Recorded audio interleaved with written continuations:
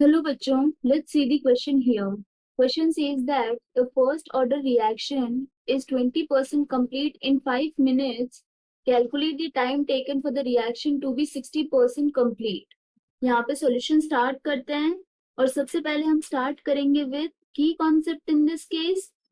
Key concept क्या हो जाएगा? यहाँ पे बोला गया है that order of reaction is first order, तो उसके लिए रेट कांस्टेंट के और टाइम टेकन में रिलेशन होता है. Rate constant is equal to 2.303 divided by time taken T multiplied by log of a है initial concentration divided by a minus x. तो इस केस में के है रेट कांस्टेंट, देन टी यहां पर है time taken.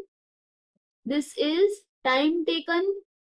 A is initial concentration and this is initial concentration and X यहाँ पर है amount used, that is कितना initial concentration का amount अभी तक consume हो चुका है, that is X here. First case के लिए बोला गया है जब 20% कंप्लीशन होता है उस केस में जो टाइम रिक्वायर्ड है वो है 5 मिनट्स. दैट मीन्स के ये हो जाएगा 2.303 डिवाइडेड बाय टाइम रिक्वायर्ड है 5 minutes.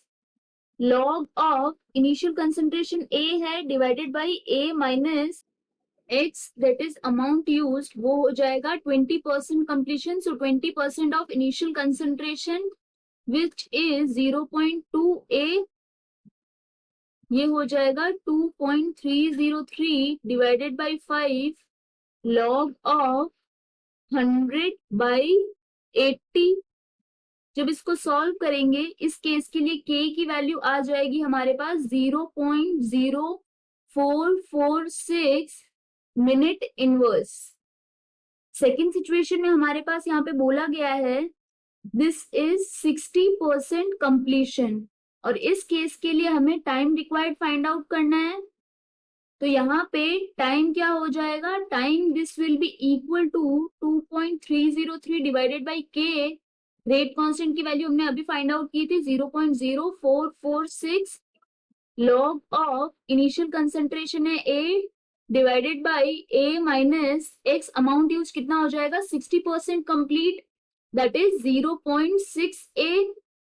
So this will be equal to 2.303 divided by 0.0446 multiplied by log of 100 divided by 40 in this case. जब इसको सॉल्व करेंगे तो 60% कंप्लीशन के लिए टाइम आ जाएगा 20.5 minutes. That is time here for 60% completion ये आ गया है 20.5 minutes. This is the final answer. I hope you understood the explanation. All the best.